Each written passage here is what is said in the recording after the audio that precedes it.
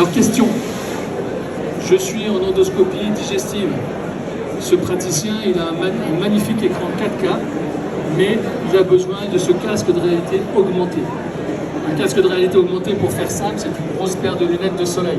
Alors aujourd'hui c'est un casque, demain ce sera des lunettes. Je peux vous montrer sur le stand des lunettes très très légères. Alors que voit ce praticien? Pourquoi ce praticien qui a un bel écran 4K devant lui a-t-il besoin, pour faire pratiquer son geste, d'un écran, d'une paire de lunettes de réalité augmentée? C'est ce que je vais vous expliquer. Eh bien, en fait, on va augmenter la vision. Comment va-t-on augmenter la vision du praticien? On va lui fournir de l'information supplémentaire. Quelle est cette information supplémentaire? Eh bien, c'est l'imagerie péropératoire, c'est-à-dire qu'on va lui fournir, en plus de son écran, les écrans nécessaires à son geste. De plus en plus, la chirurgie devient mini-invasive. Les interventions se font aujourd'hui par des praticiens interventionnels, pas forcément par intervention chirurgicale. Et le praticien interventionnel a de plus en plus besoin d'écrans. Ces écrans, on va pouvoir lui rapporter devant l'œil, devant son œil, à sa disposition, à sa convenance, de façon purement virtuelle. Donc ça, c'est le premier axe. Et ensuite, cette vision des multi-écrans virtuels dans son champ opératoire, dans son champ de vision, va lui permettre déjà un gain d'ergonomie, confort de travail. Premier avantage du dispositif. Deuxième avantage, là il est médical, c'est qu'on va lui fournir, en plus de l'information péropératoire, l'information préopératoire.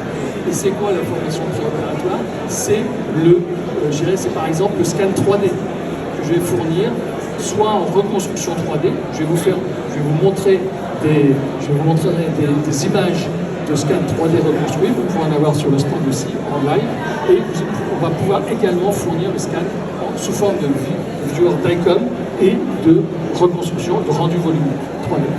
Voilà comment on va pouvoir aider le chirurgien. Alors Eagle Eye va se connecter, c'est une application, c'est un logiciel, c'est un PC qui échange avec le casque en Wi-Fi et qui va pouvoir agréger l'imagerie préopératoire et péropératoire.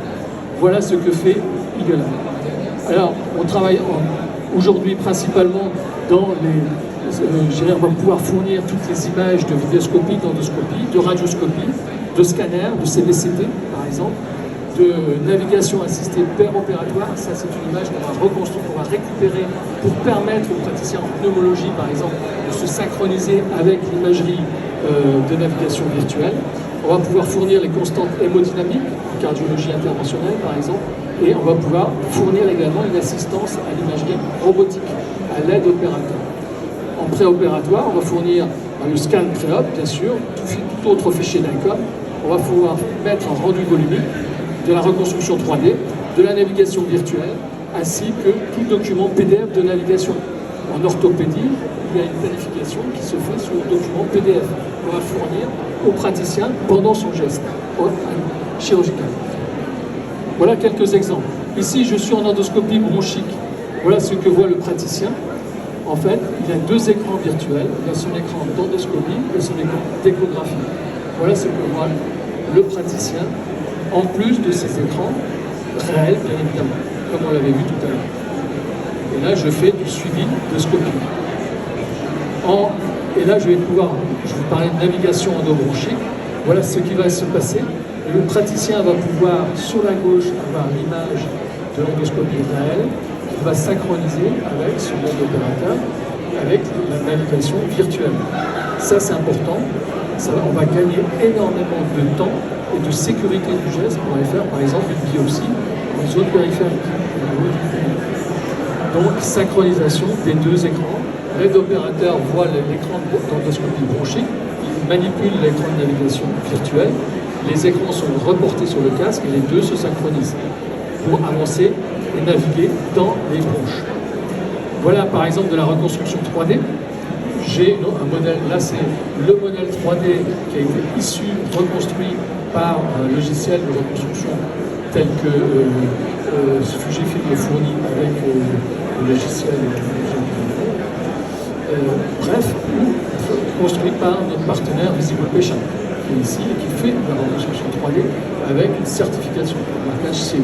Donc ce modèle 3D, je vais pouvoir le prendre pendant l'intervention pour l'afficher et voir si c'est, où se situe la tumeur et comment je vais pouvoir intervenir pour naviguer sans toucher et faire la biopsie sans toucher le vaisseau, les veines ou les artères.